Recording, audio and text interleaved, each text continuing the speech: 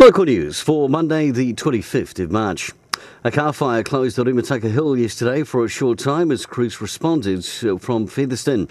The fire had also spread up the hill. Melbourne City Ballet are currently on tour, or rather on their way to New Zealand 2 tour, as they'll perform 12 shows across Aotearoa, including in Carterton at the Event Centre on the 6th of April. The company dancers arrive in New Zealand in less than a week with Artistic Director Michael Papadlado and Artistic Associate Brendan Bradshaw. Data released by the Real Estate Institute of New Zealand shows that there were 14 less farm sales for the 3 months period ended February 2019 than for the same period last year. The one at Upper Wellington area had limited listings of dry stock in that sector and was very quiet on the dairy front.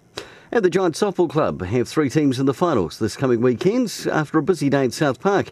The under-15s, women and presidents all picking up semi-final wins.